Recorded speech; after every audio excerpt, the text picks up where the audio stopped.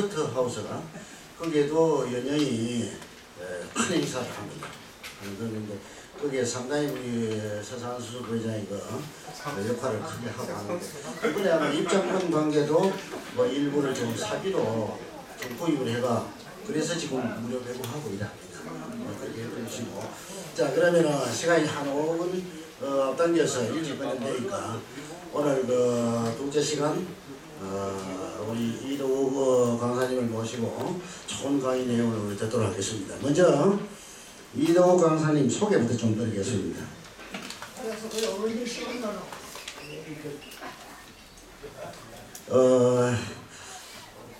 역사 연구를 많이 했었어요. 그래서 지금 그저 역사 연구가로 정배에 나 있습니다. 그리고 책자를 내신 게 영남 좌도 역사 산책이다 해가지고 책자 우리 지금 문제 사무실에도 한번 비치되어 있습니다. 그리고 많은 분들이 지금 이 역사 산책 책자를 뭐 구입을 해서 읽으신 분도 있고 이렇습니다. 근데 그 내용 보면은 뭐 아주 경상도 문화권에 대해서는 전부 섭렵을 다 해놨고 그뿐 아니라 전국 단위의 시대별로 전부 분석을 해놓은 이러한 자료들, 좋은 자료들이 많이 들어가 있습니다. 영남일보에 주로 기고 활동을 지금 하고 있어요. 그게 좋은 자료들을 지금 소개를 하고 있습니다. 그리고 우리 문제 사무실에 지금 연수 자료로 3개를 발췌해서 우리가 지금 연수물을 만들어서 지금 비치하고 있는데 아마 우리 회원님들 좀 보시기 싶은데요. 첫째 거는 선비사회의 미움과 사랑 이런 타이틀로 지금 여기에 연수 자료가 들어가 있고 그 다음에 두 번째는 경상도 제지문중과 만인소 관계 예를 들어 만인소 많이 들어보셨죠? 여기에 상세하게 분석이 있습니다. 그 다음 세 번째는 조선시대 안동 양반가의 네 사람 여인들 이것도 신청 분석을 했습니다. 이 세 종류를 가지고 준비했고 일단 그 영남좌도 역사 산책이란 책자를 내신 저자를 우리가 오늘 모시고 오조 자리에 보시면 알겠지만은 오늘 아주 지금 오늘 내용이 다양한 그러한 지금 많이 소개가 됩니다. 그러면은 우리 이도우 강사님 귀한 자리로 한번 모셔보겠습니다. 네, 큰 박수로 맞이 주세요.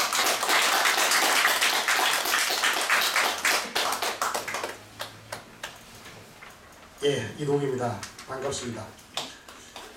저는 그 영남일보의 영남좌도 역사산책이라는 연재물을 좀 오래 쓰고 있으니까 사실 이제 뭐 읽어보시는 분도 계시고 그렇게 하고 있는데 원래 역사를 좋아하지는 않았습니다.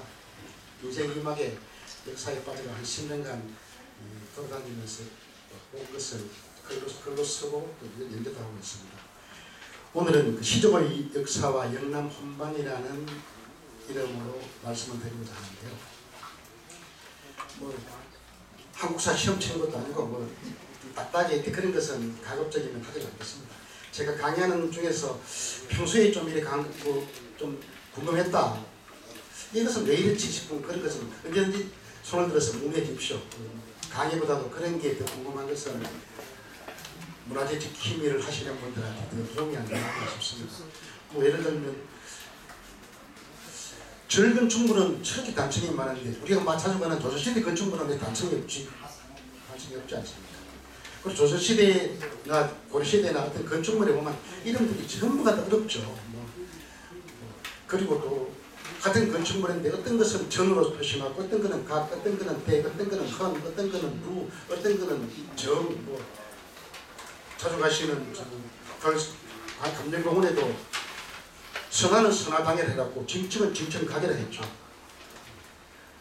향교 가봐도 대구 향교 가봐도 대성은 대성 종사 대성전이고 공부하는 곳은 명륜당이거든요. 그런 뒤에 글자가 저게 뭐구나, 정이나 각이나 닭이나 헌 중에 뭐를 썼구나. 앞에 두 자는 그야말로 우리 선조들이 고심고심해서 뭐 사서 삼경을 다 쳐다보고 온 고수를 찾아가 그 중에서 좋은 글자를 그냥 두 자를 따내온 거고, 뒤에는 그 건물의 이 모양도 모양이고 또 건물의 대부분 다 이 등급 비슷하게 이렇게 만들어놨는데, 왜 그렇게 했느냐? 옛날 중국 사람이나 우리나라 사람이나 뜻글자 한자를 공부한 사람들은 나는 이렇게 많이 배웠다, 많이 안다, 이런 어떤 자랑, 현황, 그런 것이 많이 담겨져 있습니다. 영어에는 하우스하고 빌딩 두 개밖에 없죠. 백악관도 화이트하우스고 뭐 엠파이어 스테이트 빌딩이고, 하우스나 빌딩으로 다 끝났는데, 우리나라는 만대루, 그 만대루 루죠. 영치는 서세루, 저쪽에서 뭐 조영각, 경회루, 전부 이렇게, 이건 누각이니까 루자를 붙였구나. 저거는 와 헌인데 저거는 와 대를 붙였을까? 이런 것이 더 많이 보이는데, 그런 어떤 것을 생각을 해보면서 한번 재밌는 이야기를 한번 해볼까 합니다. 그리고 전부 다 우리나라 사람들은 성과 본을 다 갖고 있죠. 성과 본. 그리 우리 성에 대해서 유명한 사람이 뭐 있나? 뭐야, 나는 박신대 본관이 순천이냐, 혹 밀양이냐. 순천에서 어떻게 순천박씨가 어떻게 배워서 살지 한 번씩 가끔 그랬적인 그런 의문을 늘 가집니다. 왜 순천박씨가 순천에 살지, 그러면 순천 근처에 살지 왜 대구까지 왔습니까? 선조가 언젠가는 어떤 사회를 이뤄왔거든요. 그래서 우리나라는 고려조선 천년을 시족사회라 그러는데, 시족이라는 것은 성과 공간이 같은 그런 공동체가 시족이라고 그러는데, 성과 공간이 같아야 되죠. 성은 여러 가지로 뭐 가지고 있는데 공간은 우리나라밖에 없어요. 성은 다른 나라도 다 있고, 구미도 있고 여건에도 있고 중국에도 있고 일본에도 있고, 성은 다 있는데 공간은 우리나라밖에 없습니다. 성과 공간이 뭐가 문제 생겼느냐? 어려운 문제다. 성하고 공간이 어떤 것이 문제 생겼느냐? 어떻게 보면 삼국시대부터 성이 있으니까, 성은 양반들은 성을 먼저 치닫고 공간을 나중에 치닫고, 성이 없던 우승청 천민들은 공간을 먼저 치닫하고 성을 나중에 치닫했어요. 조선 15세기 이후에는 대체로 그렇게 했는 경우가 많다고 자료에 나와 있습니다. 연구 자료에 나와 있습니다. 우리나라 성은 언제부터 치닫했는가 하면, 국사책에 나오는 고구려의 을지문덕, 을지가 성이거든요. 연개성문이 연이 성이거든요. 백제의 뭐 흑희상지, 백제 경군의 장군 흑희상지 성이고, 백제 왕자 부여풍이 묘지석이 중국의 나장성 북망산에 발견됐다 그러는데, 이 부여가 또 성이거든요. 그리고 백제나 고구려에도 성이 있었는데 결국 나라가 망하니까 그 성은 다 없어지고 신라성만 남게 되는데, 신라는 뭐 잘 알다시피 박석김, 세왕조, 박석김, 이 왕조성 세 가지하고 나머지는 육부촌 6개, 신라 육부촌, 정동환 육부촌장이라고 육부촌이라고 있죠. 육부촌, 뭐 최씨, 이씨, 배씨, 정씨, 설씨, 손씨, 뭐 이렇게 해서 6개의 촌이 있는데, 그 성이 이렇게 우리나라 성들의 시초라고 볼 수가 있는 건데, 통일신라 시대에 중국 당나라로 유학 갔던 견당 유학생에도 이 9개 성을 벗어난 성들은 안 보여요. 그 성들은 그렇게 해서 통일신라까지 오다가 이제 태조가 나라를 건국하자 왕조 통시술의 일환으로 이제 각 성을 이제 새로운 성이 생기게 되는데, 중국 성을 본받아갖고 공을 씌웠던 신하들한테 성을 하나씩 하사를 해요. 그래서 그거를 사성제라 그래갖고, 옛날에는 삼능산이라 불렀던 신순겸을 평산시시라 신순겸이라 했고, 홍수를 지금 드라마에 홍수 이렇게 나오지 않습니까? 그 사람은 역사책에 홍유로 나오죠. 이름이 이제 점차 중국식 이름으로 바뀌죠. 그렇게 고려 태조가 사성제도를 해갖고 성을 중국식 성을 공신들한테 주는데 공신의 숫자가 얼마가 되느냐. 벽에 이름을 써놨는 벽상 공신이 한 2,000명이 된대요. 국사청에는 이름은 자세히 안 나오는데 한 2,000명 정도 이름이 세이 쓰여놨다 그러는데 왜 그렇게 이름이 많았냐 하면 태조는 고려는 신라하고 싸움을 했어서 신라를 획득한 건 아니거든요. 고려는 백자로는 싸움을 많이 했지만 신라하고는 싸움을 전혀 안 했습니다. 신라의 경순하니 기순하자 신라의 모든 성주들이 그냥 고려에 우리는 당신의 섬기겠습니다 하면서 태조한테 들어가니까 태조가 이제 성을 하사하고 또 각 지방의 호족들한테는 호족들이 그대로 다 인정하자. 그럼 호족들 네가 너는 무슨 성을 할래? 너는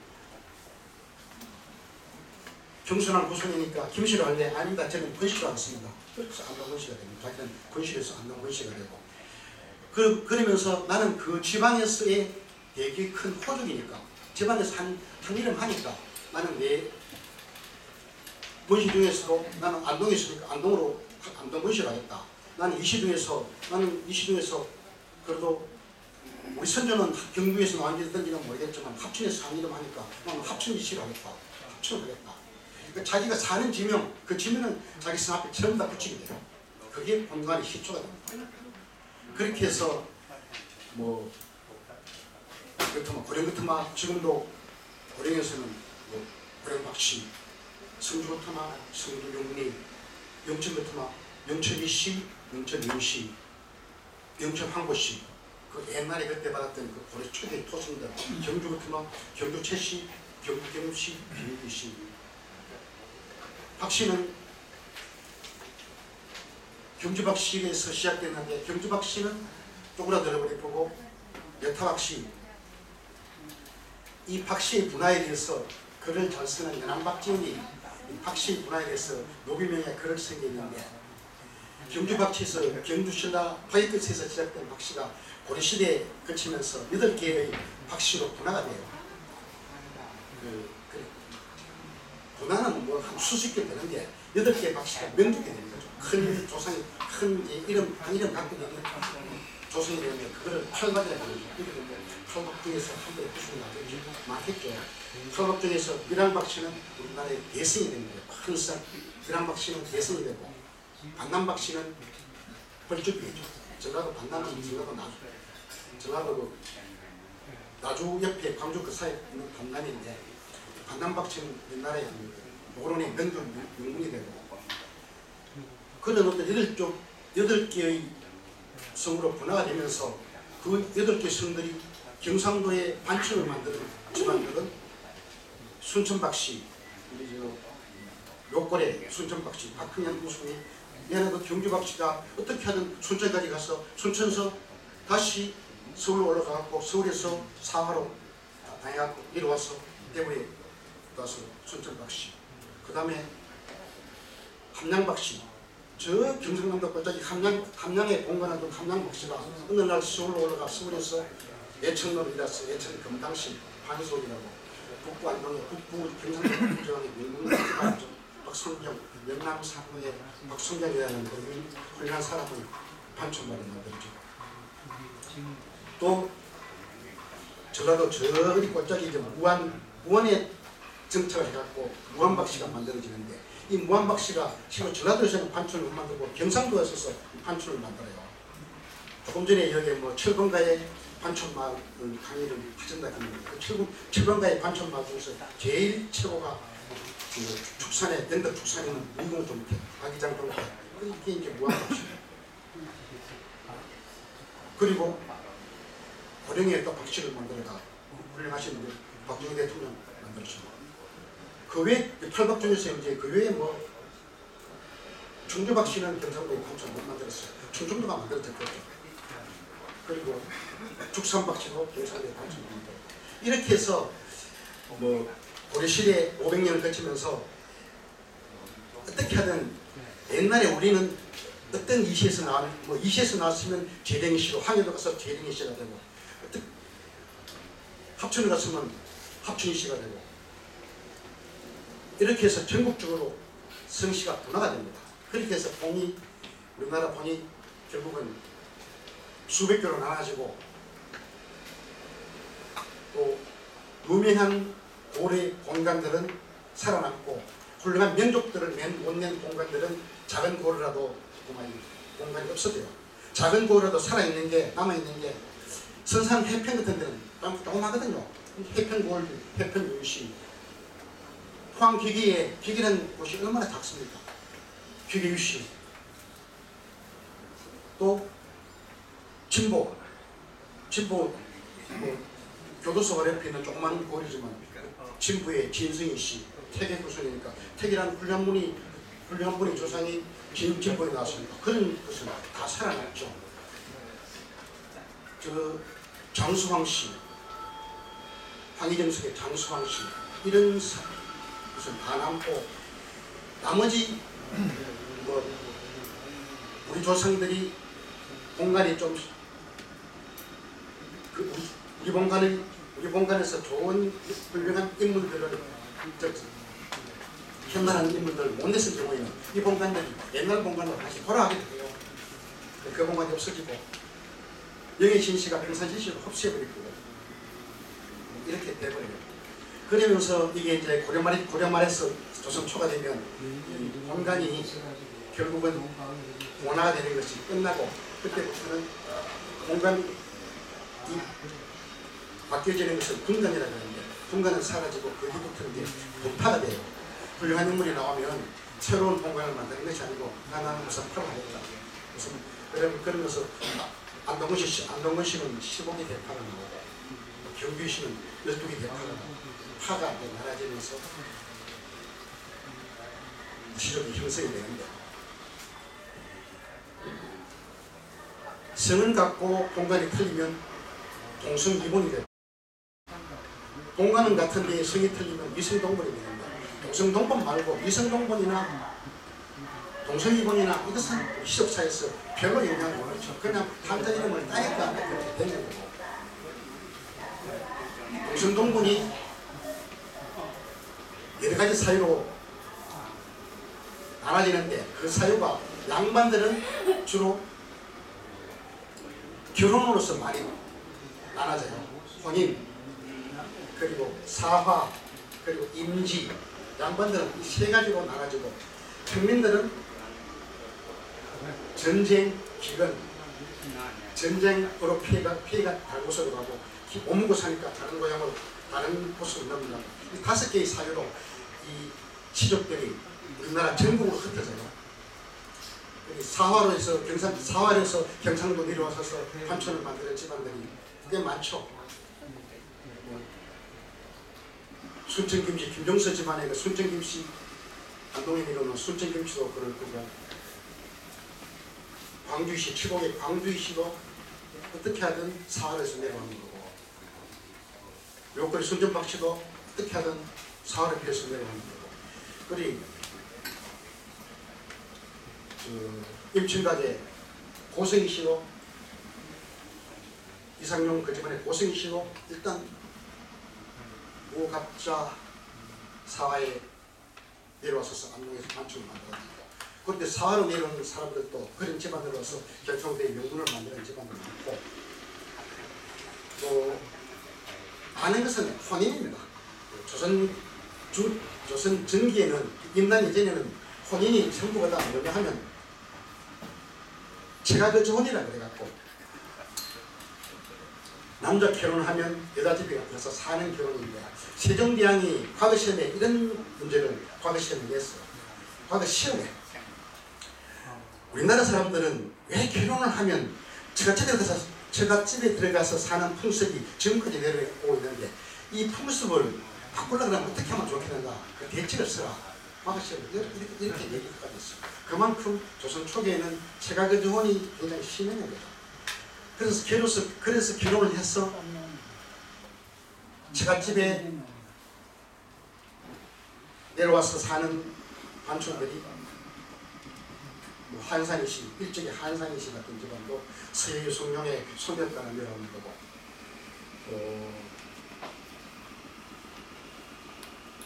동화의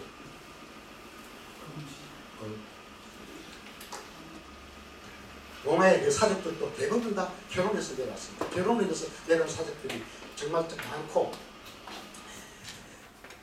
나머지는 이제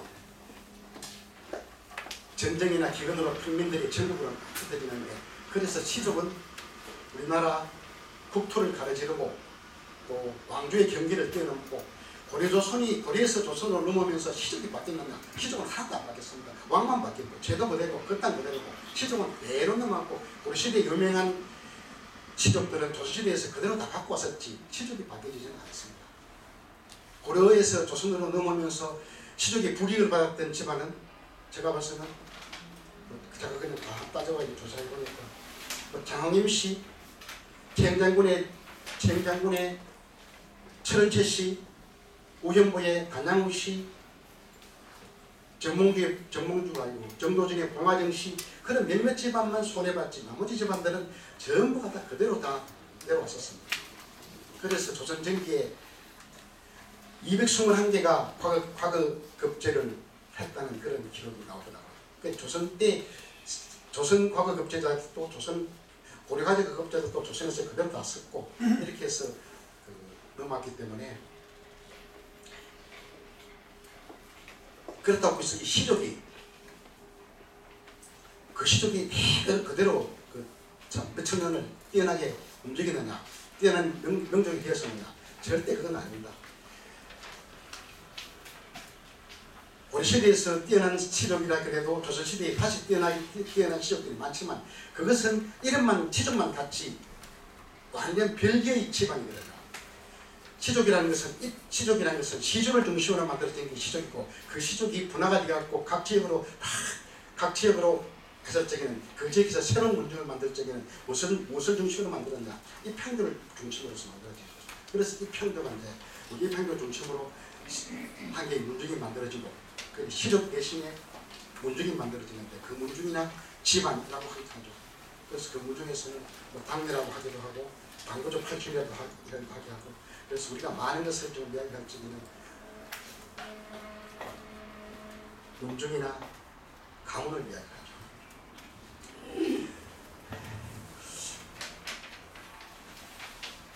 들어봤겠지만 사만갑족이니 해동명족이니 이렇게 거창한 이름을 지었는데, 대부분 어떤 사람들은 뭐 사만갑족이니까 사만부터, 그러니까 신라, 고려, 조선 이 세 왕조를 현달했다고 해서 사만갑족이다, 그렇게 해갖고는 이야기하시는 분인데 그거는 아니겠더라고요. 사만갑족이라는 것은 고려시대 귀족들이 자기의 이름을, 우리는 사만갑족이라고 자기의 그 문중의 묘지석에 파갖고 무덤 속에 파묻어놨어요. 그 무덤 묘지를 끄집어내보니까 우리는 사만갑족이다, 수원채씨는 해동명족이다, 어떤 씨는 신라 기승이다, 이렇게 해서 고려는 귀족의 나라라 그랬고, 그래서 고려 후기에 충성함이, 우리나라는 명족이 어떤 명족인지를 처음으로 기록이 처음 나오는데, 고려시대는 내내 결혼을, 왕씨는 고려가 개성왕씨 집안이지 않습니까? 개성왕씨인데 고려는 개성왕씨 집안끼리만 결혼을 했어요. 계속. 그런데 같은 집안만 계속 결혼하니까 유전적으로 종족이 번식도 못하고 왕족이지만 굉장히 희한스럽게 되어버렸어요. 그 혼인을 종례혼이라고 그러는데, 고려왕실은 종례혼입니다.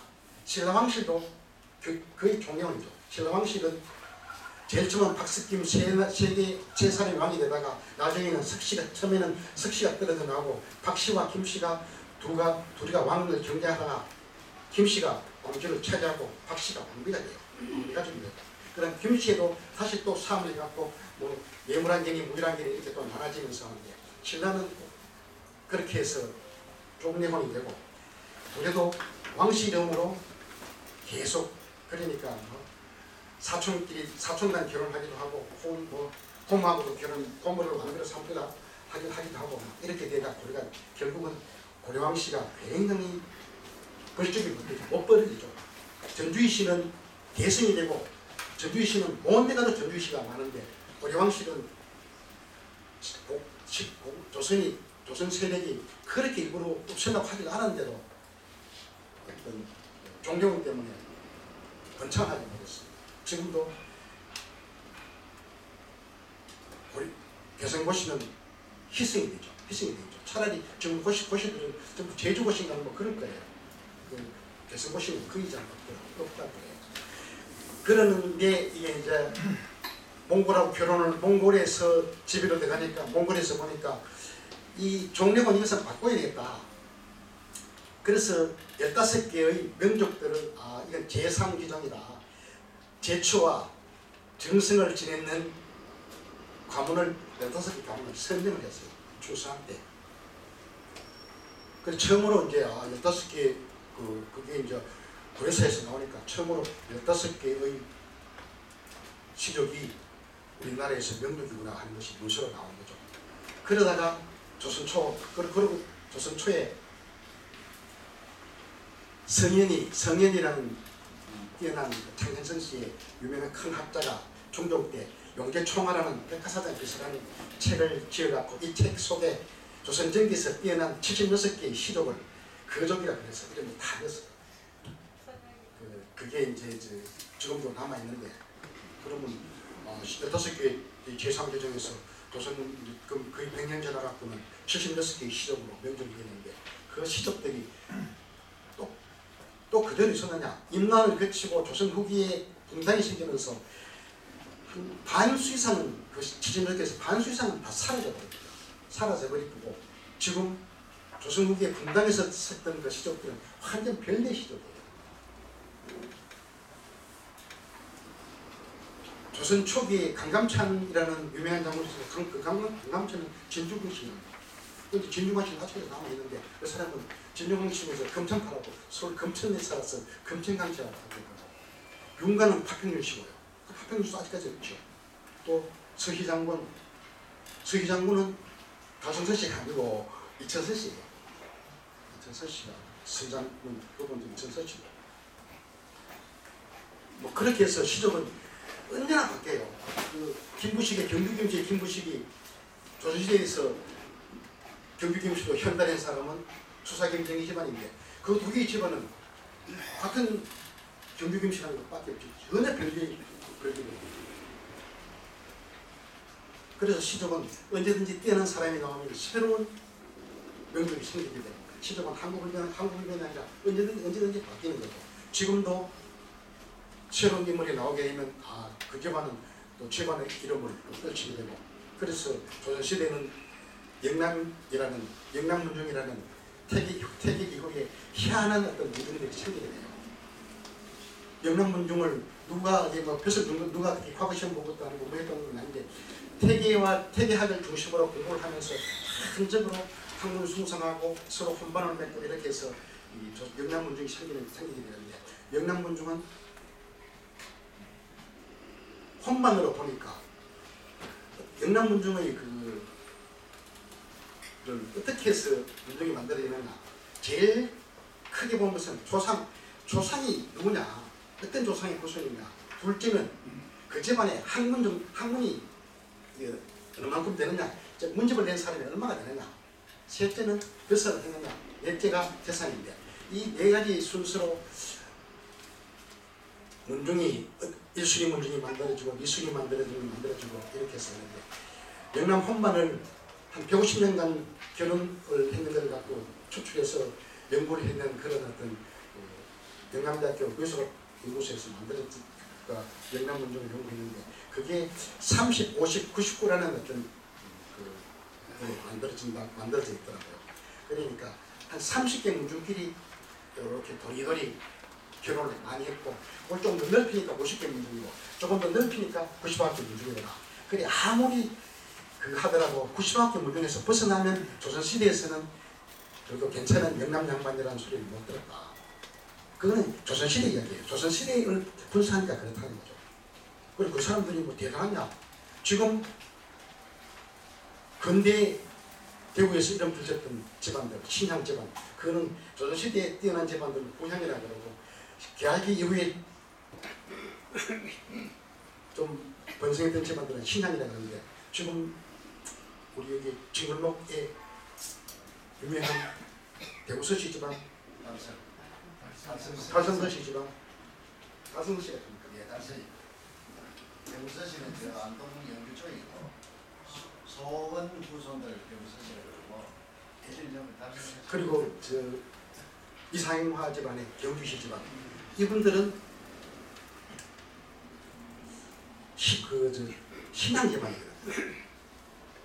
그러니까 조선시대부터 옛날부터 내려왔던 그 대단한 가문의 집안이라고는 연결짓기가 굉장히 힘이 들어요.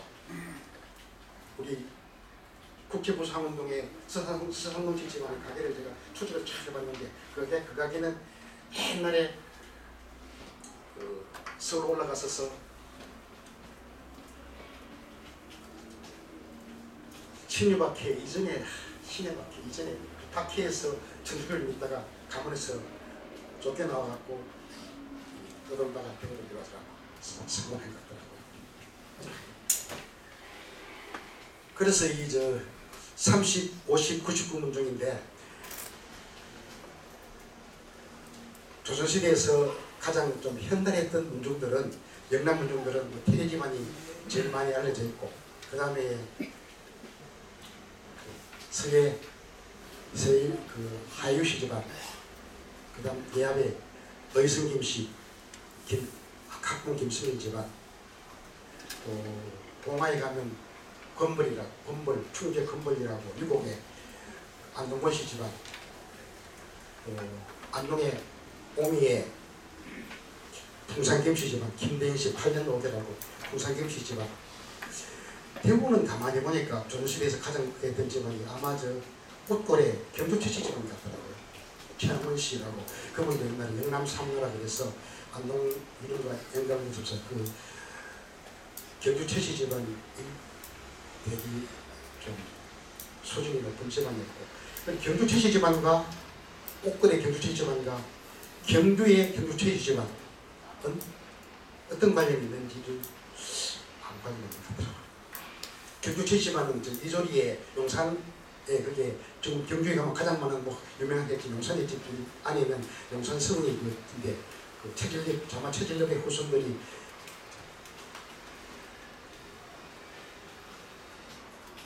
그 내남에 살다가 또 일부는 경주 향교 쪽으로 교동 쪽으로 와서 경주채씨가 되는 건데 그래 한 분의 어떤 뛰어난 분이 나오게 되면 그 후손들부터 그때부터는 되게 훌륭한 집안이 되더라고요. 이 훌륭한 집안이 되면서 또 그 집안끼리 또 이래 어떤 몇 개의 집안끼리 또 이렇게 조선 후기에는 영남 세대들이 벼슬하기가 상당히 힘들었으니까 벼슬을 못하니까 또 사람을 해요. 그래 그것을 향전이라 그러는데 제일 심한 게 이제 병호 10이라고 영산서원과 고개서원끼리 안동에서 그 하회 유순용 집안과 학동 김수일 집안까지 상응하면서 영남 유림을 반편을 나눠갖고 반편을 쭉 편들고 반편을 쭉 편들고 그 두 개 편도 안 들고 그냥 중간에 타기쓰는 집안들이 몇 개 집안이 있죠. 태기 집안도 중립을 지켰고 건물 집안도 중립을 지켰고 영양의 주실마을에 한양조식 집안도 중립을 지켰고 이런데 또 성주에 가면 성주 양강이라고 동강 김웅시 집안하고 한강 정부 집안하고 그게 청천서원과 해안서원인데 그 청해시부라고 그 사람들 두 분은 상당히 가까웠는데 그 후손들끼리 또 이렇게 언제 한국적으로 뛰어났나 그러면서 청해시부라고 붙기도 하고 또 동강 김웅 여현 장영강하고 한강 정부 집안끼리 그것도 같은 태각반인데 그 두 사람들 두 집안끼리도 또 시비가 붙어서 거기 회연 시비라 그렇게 해서 이제 되는데 어쨌든 영남 문중들의 혼반은 영남 집안을 절대로 벗어나지 않아요. 아무리 그래도 영남을 벗어나서 결혼한 것은 청주 쪽에서 딱 한 번 있더라고요. 그 친숙주 집안하고 한 번 결혼한 거 말고는 한 번도 영남은 안 벗어나요. 그래서 안 벗어나지만 가급적이면 양반들은 물리까지. 그래서 양반 혼인은 800리까지 가고 평민은 가까운 데서 인연을 맺고 그래서 안동에서 멀리는 함양, 산청, 경주 또 동해안의 영해 이렇게까지 혼반을 맺어지면서 친인척이 되는데 그 조선시대에서 문중 세력이 아무리 그걸 강하고 뛰어났다 하더라도 바로 이웃말까지밖에 안 넘어가요. 결혼해서는. 안동군 씨 집안이 안동에서 굉장히 그 힘을 발휘했는데 거기에서 넘어가봐야 예천까지밖에 안 가요. 결혼은 어디까지 하느냐? 딸은 멀리까지 보내는데 남자 자식들은 멀리까지 안 가요. 물론 교통이 불편하고 형제간 도움을 받기 위해서는 그런 면도 있겠지만 딸은 멀리 보내고 갖고 멀리 보내서 잘 견디는데 남자들은 몇 개국을 떠나갖고 자식 재발을 이루지는 않아요. 의성김씨 집안도 안동에서 해갖고 한이 가봐야 예천, 봉화, 고려밖에 안 가더라고요. 또 양반들은 자기 태세가 하도 강해갖고 진성이시라도 양동에 오면 상남이 된다 이러거든요. 퇴계 후손이라고 해도 경주 양동에 오면 상남이 될 수밖에 없죠. 그만큼 이 필세성이 가고 타성받에 비해서는 양동에서는 연적하고 손중립 두 집안이 경주 손씨와 이광희 씨 두 집안이 살고 있는데 그것도 이광희 씨가 경주 손씨 집안에 장가를 데려가 그러니까 혼인으로 두 집안이 된 거죠. 그렇지만은 결국은 훗날은 회대 이은적 선생이 문묘종사대문을 해서 결국은 경주 손씨보다는 이광희 씨가 더 힘을 발휘하는 그런 어떤 경향이 생겨요. 물론 손중동이라는 그 분이 경상도 관자서도 하시고 청반기도 되고 아직까지 경주 손씨가 대단히 힘을 발휘하고 있지만 두 집안 사이가 그렇게 과연 좋았겠느냐라는 것은 저도 궁금해요. 이분이더라고요. 병호 시비에 회대 이은적 선생은 이광희 씨는 세 편을 들고 월성손 씨는 학동 김승일 편을 들더라고요. 그런 어떤 문제가 있죠.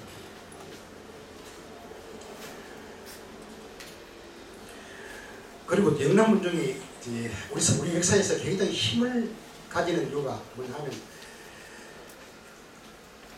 조선 독립운동에서 영남문중이 대단히 힘을 썼다는 거죠. 1694년 갑술 한국 이후에 영남문중들이 벼슬도 못하고 벼슬 해봐야 기껏 차만 아래 끝나고 뭐 상수만 올리면 기왕 보내버리고 그게 가장 심해있는 것이 영조 50년간이에요. 영조 정조 합해서 75년이 이 조선의 레상사를 그러면서 우리나라에서 문해붕괴인데 경상도 양반들이 가장 힘들었던 것이 영조 52년입니다. 영조가 52년간 치수를 했는데 물론 영조가 경종과 싸움에서 장빈과의 어떤 문제에서 경종이 소론이고 영조가 노론을 밀어쳐서 됐는데 영조 52년간 동안에 경상도 양반들은 정말 힘들었어요. 똑같이 과거를 대도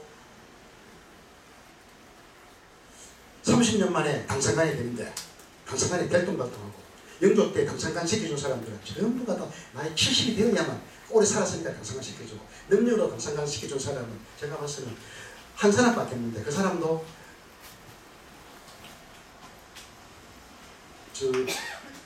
무신난에 귀양문에 무신난에 동겼다고 귀양문에 버립니다. 영조 때는 경상도 사람이 무척 힘이 들었어요. 힘이 들었는데 어쨌든 그렇게 힘들다가 조선 후기에 나라가 침탈하니까 독립운동에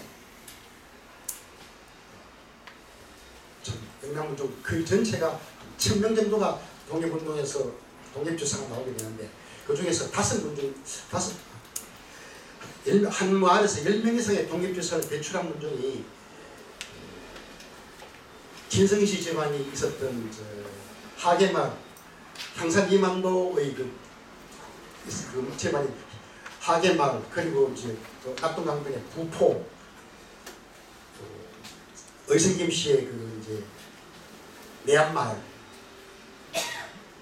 내안마을에 지금 독립기념관이 있죠. 거기서는 한 30명 정도를 냈으니까 거기에 뭐 일송김 동삼씨라든가 백학경대랑 이런 분들이 미얀마를 출신이니까 여성 김씨가 그 세유 씨한테 하유 씨한테 안 지는 이유가 우리가 독립운동에 고출된 인물이 더 많다. 그렇게 해서 더 강한 그런 측면도 있죠. 그러면 하얀 말도 그렇고 또 동아의 바레미 말도 그렇고 무실 전주시의 무실 말도 그렇고 이런 집안들이 독립운동에 10명 이상을 냈으니까 조선사에서 영남군중이 만약에 없었다 그러면 조선사는 정말 좀 무미건조한 그런 어떤 역사가 될 수 있었습니다. 도론이라는 300년의 기마사적들이 일제가 침탈당하고 또 일제로 바뀌어지니까 그 화려했던 집안들이 다 어디로 가버렸는지 사람들이 없어지는 것은 좋은데 저는 안타까워 생각하는 게 그 300년 동안에 그 사람들이 갖고 있었던 고서와 한 집안의 뭐 풍상웅 씨 집안, 안동김 씨 집안 이런 참 문중들이 지금은 뭐 종갓집도 없어요. 그리고 제가 진품명품에 이제 그런 물건 나온가 싶어서 이제 들다 봐도 조선시대의 그 노름명문가집안에서 나오는 물건들을 못 보겠더라고요. 그리고 그 집안들이 물건들이 다 어디로 가버렸는지 해외로 다 유출돼 버린지 어떻게 됐는지 그 아까운 고수적들이 어디로 가버렸는지 없어요. 그래서 거기에 비하면 영남의 문중들은 거의 그 한 200개, 230개, 225개의 문중들이 만연수에 참여를 했는데 이 220개의 문중들이 갖고 있었던 문집이나 목판들이 전부 다 안국의 국학기능으로 다 보내갖고 국학기능원이 우리나라 공문서에 보호가 되는 거죠. 그래 벼슬을 못하고 참 돼지 양반으로 묻혀 살았다 하더라도 우리는 영남문중은 그냥 조선사를 빛나게 했던 그런 거죠. 그래서 일제 친일파가 된 것도 노동들이 훨씬 많고 영남문중들은 국권이 견뎌나가는 거고 또 일제시대에서는 어떤 이런 문중이나 이런 개념에서 신분에 따라서 일제한테 누가 더 친일파로 협력을 하느냐 거기서 자기들이 선호를 가르기 때문에 일제시대 그러니까 계약위에 급 부상에서 부자가 된 집안들이 참 많습니다. 만석군, 천석군들이 만석군 없어도 천석군 집안들이 참 많은데 그런 집안에 들이 현달하니까 제일 먼저 쩌가려지는 게 노론 집안들. 그 다음에 영남문중들은 어차피 그 벼슬도 못하고 옛날도 없었고 지금도 없었는데 그러면서 피로 뺏긴 게 없다는 거죠. 지금까지 견뎌나가고 지금도 불친이사를 지내는 전국의 집안 중에서 거의 60% 이상은 영남문중이 불친이사 삶을 지내고 있고 종갓집도 영남종갓 벽을 보면 전국의 종갓한 종갓들은 영남을 벗어난 종갓집들은 그냥 술을 향할 수가 있어요. 전국적으로 술을 향할 수가 있어요. 몇 개 없어요. 뭐 해남의 윤시종갓, 뭐 애안의 김시종갓 이런 몇 집들밖에 없어요. 그리고 경상도 종갓들은 정말 구석구석에 저 봉화 법전적 버제이강씨 집안 법전강씨부터 시작해서 동해안의 반촌마을 철봉국도상의 반촌마을의 그 종갓집들 그리고 또 황해니로 경주니로만 경주의 그 종갓집들이 아직 그대로 지키고 있고 저 경상도 가면 거창 꽃자기 동계고택도 있지 하만의 함양 그 하동경씨 집안 고택들이 그대로 다 남아있죠. 그리고 그 어려운 세상에 그 고택들을 다 지키고 있는데 그런 게 저런 게 없었으면 참 조선사는 대의 좀 재미가 없지 않았나 그런 느낌입니다. 혼바는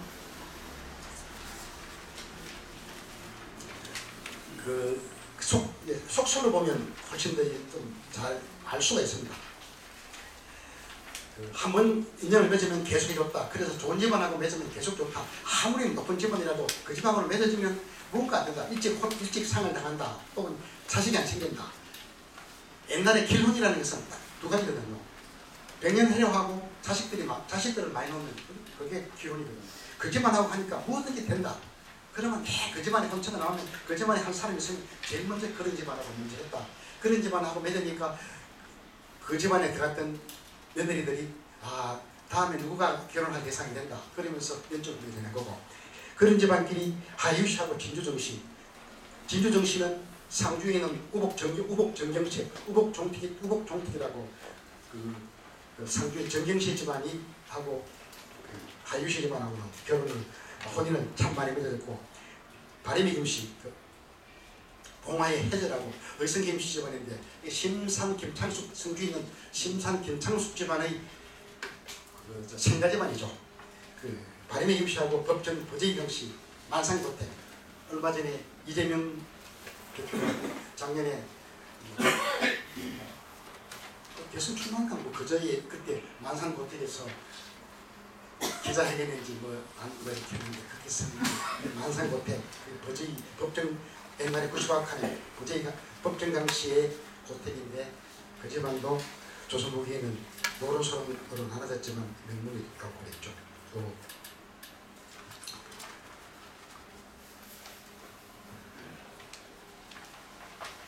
내학김씨하고 무실김씨는 옛날 그 의성김씨 집안하고 전주최씨 집안인데, 전주시 집안인데 이 집안은 옛날부터 가까웠죠. 그 형제처럼 가까웠죠. 그 학봉의 누이가 전주시하고 결혼을 함으로 해서 발생이 돼가 거의 한 300년간 두 집안이 그 형제처럼 지내왔고, 그 얽히고 설킨 혼맥에서 큰 가까운 집안이 의성김씨와 무실김씨인데, 무실김씨는 결국 이맘때문으로 숨을 내버리가 죽으면 선산일산으로 가는 거죠. 선산일산에 그 양반집 크게 발견한 그게 전주시죠. 그 집안도 학봉 김승일 집안으로 장가 등록해서 명문화가 되어버리고, 후손들이 정말 번창하게 된 집안이죠. 안동 양반가에서는 후손이 가장 번창한 집안이 전주시 집안이에요. 그 전주최씨 집안은 선산의 해평에 상암고택, 그 전주최씨 집안이고, 전주의 본관을 가진 집안이 영랑의 반쪽이 들어들어 있더라고요.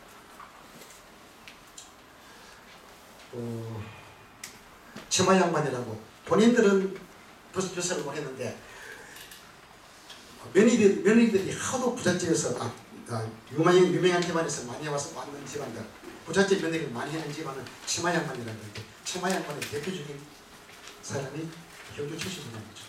경주 최씨 집안은 진사밖에 벼슬을 안 한다 그러죠. 진사밖에 진사 이상 벼슬을 못 하게 되는데, 대신에 결혼은 진성희씨, 하야유씨, 의성김씨, 버제이 강씨, 지금의 지금의 정부가 법정 강씨 집안 같더라고요. 만상국께서 오셨는데,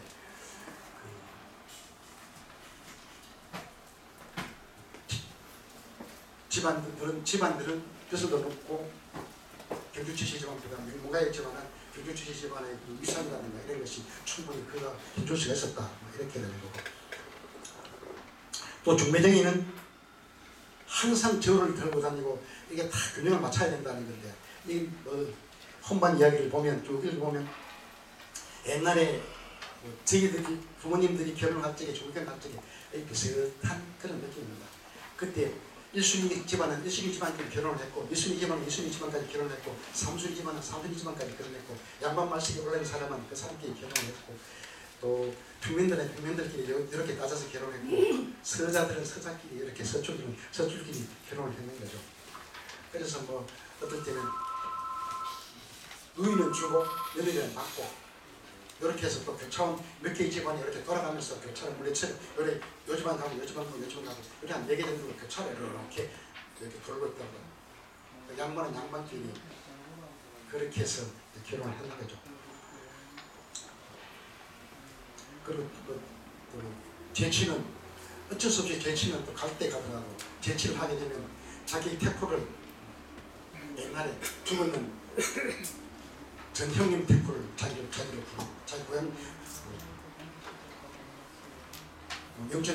영천댁이리 한번 보고, 옛날 그 없었던 그 사람 뭐 선산댁 때문에 부르더라고요. 아들 딸 낳더라도 외가가 옛날 집 거기를 외가 보고 이렇게 하니까 제치는 좀 안 했다는 거고. 우리 문화재 지킴이니까 우리 문화재에 대해서 그냥 제가 알고 있는 상식 몇 가지를 적어봤습니다. 우리 문화재는 홀수 문화입니다. 홀수 문화. 초가도 3칸이고, 관상기도 7층이고, 탑도 3층탑 5층탑이 많고, 5행이고, 4로 된 4층탑 없어요. 6층탑도 없고. 3579, 11, 13, 은각사 13층탑이고. 이게 이제 홀수문화는 동양의 고대 사상 음양에서 나왔는데, 음은 양보다는 항상 우위가 되다. 모든 세상은 음에서부터 출발해가 나왔다. 음에서 나왔다. 상남한상은 음에서 출발했다. 그래서 이 음양이고 자음이고 이래요. 달력도 음력을 쓰고, 양력은 시행달력이고 우리는 음력달력인데, 우리는 양력달력이 절기죠. 옛날에 절기가 양력달력이거든요. 양력달력은 절기는 24개가 있거든요. 시행달력은 10일까지 12개가 있지 않습니까? 그러니까 시행달력 12하고 양력달력 24하고 서로 맞추면 딱 두 개의 입이잖아요. 그러니까 매월에 절기가 2개씩 딱 들어있어요. 딱 맞게 돼 있어요. 지금도. 그리고 매월에 상반은 7일 전으로, 6일이나 7일 전으로 절기가 한 번 있고요. 20일 전으로 절기가 한 번 있어요. 그리고 절기가 약간 시간 바뀌어지는데 하루씩. 왜냐하면 왜 바뀌어지느냐. 1년은 365일이고 음력 절기는 15일씩 계산하니까 360일, 5일이 차이가 나거든요. 그거를 이렇게 하기 위해서 틀려지는데, 다 바뀌어지는데 딱 안 바뀌어지는 한계가 있어요. 입추는 2월 4일이에요. 매년 2월 4일. 매년 2월 4일은 입춘이에요. 이 입춘이 2월 3일로 작년도 2월 3일로 바뀌었는데, 2월 3일로 바뀌는 입춘은 100년 만에 한 번씩 와요. 다음에 2월 3일로 입춘이 바뀌어지는 건 120년 뒤에 입춘이 와요. 오늘이 6월 7일이죠. 6월 7일. 6월 6일이 망종이지 않습니까? 6월 달에는 절기 2번 있는데, 앞에 게 망종이고 뒤에 게 하지거든요. 7월 달은 또 2개 있거든요. 그리 24절기를 다 이렇게 외우려고 애쓰지 마시고, 매월 2개가 있다. 6월 달에는 2개가 있는데, 2, 5, 8, 11일은 앞에 입자 붙이고 입춘, 입하, 입추, 입덕 7일 전으로 그렇게 딱 되어 있어요. 그러니 7월달 같으면 작은 도이 큰 도이 소서 대소, 1월달 같으면 작은 추위 큰 추위 소함 대함, 2월달 같으면 입춘이 먼저 나옵니다. 입춘 우수, 3월 같으면 경칩, 3월 20일 춘분. 그렇게 해서 이제 생각을 하시면, 우리 조상들도 음력으로만 쓰니까 농사짓기가 상당히 불편하니까 농사달력으로 해하고 맞췄다. 그래서 농사달력이 된 거고, 그게 그거 된 거고. 고리 향교는 고리 성립 요건은 딱 3가지가 있어야 돼요. 그 모든 고는 경상도에 존수된 71개의 고리인데, 고는 객사가 있어야 되고 향교가 있어야 되고 돈이 있어야 돼요. 객사는 어떻게 보면 객사는 잠자는 곳이라고, 손님이 잠자는 곳처럼 이렇게 한자로 써놨는데, 객사의 정책에는 왕의 전패를 모시거든요. 왕 전패라고 한자로 써갖고 국왕한테 절을 지내는 곳이거든요. 왕군리를 지내는 곳인데, 객사에서 잠잔다는 것은 정말 잠잘 데 없으면 잠잤겠죠. 양쪽에는 협실에 섰는데 전패 모시는데 그래서 잠을 잘 수 있다. 그리고 객사 까마득이 높거든요. 그래서 잠자는 거는 내가 봤을 때는 잘 안 맞아요. 아니면 그래 서 있더라고. 우리 객사도 보면 그래 사신들이 와서 잠자는 곳이라는데, 제가 조선왕조의 그 일본 갔다 오는 사신기를 다 읽어봐도 대구 객사에서 잠잤다 하는 사신은 한 사람도 없어요. 다 이렇게 말을 해주는 거지. 잠잘 데가 없으면 협실에서 잤겠지만 객사는 잠자는 곳이 아니고 국왕에게 절을 드리는 왕조 통치수 일단 일환으로 지어지기를 가장 높은 거고, 그 다음에 동문이고 관아가 동문인데, 경상도에 71개 중에서 동문이 남아있는 곳은 3개밖에 없어요. 청도동문하고 울산동문하고 동래동문하고 3개밖에 없어요. 나머지 동문들은 다 없어졌어요. 경주동문은 없어졌지만 지금 절로 바뀌어 있어요. 그리고 그래 갖고 왔었어. 천마총 후문 쪽에서 보면 바로 건너편에 그 무슨 불구사 절이 있는데, 불구사 아랫절이 있는데, 그 절이 경주동문이거든요. 아까 말했듯이 그건 이제 어쨌든 정관, 당, 각, 흑, 대, 루 이렇게 쭉 앞에 두 장은 선화당. 선화는 여러 번 그 글자거든요. 말은 쉽지만 저는 어렵게 이렇게 나왔거든요. 당자는 쉽게 나왔고 저 선화당. 성류 선화라고 옛날에 저 관리들이 부임을 해갖고 참 백성들의 보살피고 나라를 다스리는 사람들은 백성을 다스리는 사람들은 목민이고 가축을 다스리는 사람들은 목축이거든요. 그렇게 목민관들이 거지 목민인데 대놓고 해서 성류선화에서 그 선화당을 닦는 거고 정청은 각, 정청되는 각을 썼으니까 정청은 선화당보다는 좀 격이 낮구나. 정청은 제2정청. 정청을 내하라고 표시해놨던데 저는 그거는 이상하더라고. 내하는 그 내하가 있는데 관사가 있는데 어떤 정청은 남비 정청이라고 말 고삐를 잡고 할적이 하라고 그렇게 선화당과 정청각을 만들어서 이름을 그리 붙이는데 조선무기의 경상도 관찰사를 한번 하게 하면 5대가 배부르게 한다고 탐욕이 가장 심했던 것이 경상도 관찰사들이죠. 그리고 이제 과거에 대해서는 잠시만 한마디만 하시면 하려면 과거는 이제 소과 대과인데 소과는 대과의 1차 시험이 절대 아닙니다. 그건 잘못 알고 있는 사람들이 참 많더라고요. 소과도 가고 대과도 가고입니다. 소과에 합격하고 이름의 대과에 급제하여 뭐 이런 얘기가 나왔으니까 소과가 대과로 갔지만 소과도 과거고 대과도 과거인데 왜 소과를 만들었나? 공부하는 유생들은 억수로 많은데 벼슬 주는 자리는 한계가 되어 있으니까 해봐야 문간 8자리 800자리밖에 없거든요. 그러니까 소과 합격하면 벼슬은 안 주고 명예를 주겠다. 대신에 벼슬하고 싶으면 성교관에 들어가라. 그럼 성교관에 가서 성교관 유생이 되는 자격과 벼슬을 줬다. 그 소과 대과 1차, 2차 시험이 초시, 복시, 전시인데 전시는 3차 시험은 대과에만 있었거든요. 소과는 하고 대과에는 초시, 복시만 있었어요. 소과에 합격한 사람들은 생원이라 불렀고 대과에 소과 중에서 생원시 합격하면 생원이라 불렀고 자 전사시 합격하면 진사라 불러줬어요. 그래서 보통 혀생원 진사는 박진사가 좀 많이 나오죠.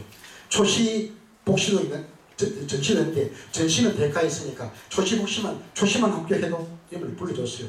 윤초시 우리 그 옛날에 배웠던 소나기 단편소설 소나기 황선은 소나기의 여주인공이 윤초시의 정손으로 나와요. 윤초시.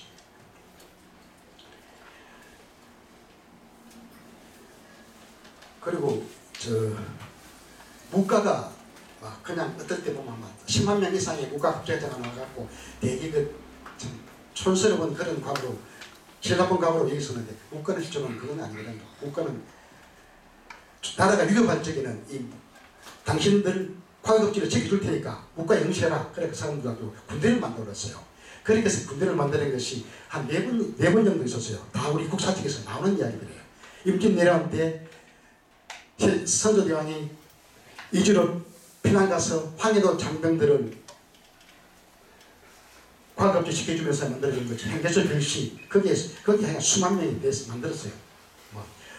지방에나 무조건 응시만 하면 전부 다 도로기만 한번 과거를 만들어줬는 거고 그 뒤에 광해군 때 우리 강홍립의 그 명나라와 그 여진족 사이의 그 묘한 줄타기에서 외교정책을 펼칠 때 강홍립의 만주 출병 때 8,000명 정도를 우리 무과각으로 만들어갖고 급제를 시켜줘갖고 만들었고 또 효종 때 효종이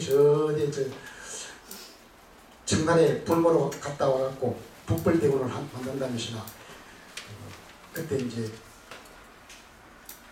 청나라 운명은 100년을 안 넘어간다 이렇게 해서 북벌정책을 한번 만드는 적이 있어요. 이완대장이라 해갖고 경주시에 이완대장을 중심으로 해서 북벌정책을 만들었죠. 그때 이제 만과 14,200명은 그 만과를 만들었어요. 만과 만명 군대를 만들어가 만과를 만들었는데 이 만과를 만들어가 그때 청나라 강대가 세계 최고의 나라가 됐기 때문에 명나라 오삼기를 물리치고 최고의 나라가 되기 때문에 만과는 허기부지 해버렸고 그래서 조선시대에 그렇게 많이 과거를 하고 과거가 시끄럽고 많이 했지만 문과과거급제자는 15,000명 초과가급제자는 4만 5천 명, 무과가급제는 3만 명밖에 안 돼요. 그러니까 뭐 대단히 인원이 많다고 쳐더라도 그렇게 많지는 않았다 그러죠. 그래서 결국은 이제 조선시대는 시족과 과거, 시족 사회와 과거 이 두 개의 축으로 나라가 움직이는데 고려와 조선은 별개의 나라냐? 우리는 별개로 배웠지만 별다 보면 똑같은 나라거든요. 왕만 틀렸지 똑같은 민족에 똑같은 땅에 똑같은 시족에 똑같은 제도에 하여간 제도까지 똑같았어요. 그래서 고려 조선의 천년 왕조가 움직여지는 것은 과거하고 시족이다. 그렇게 마치겠습니다. 감사합니다.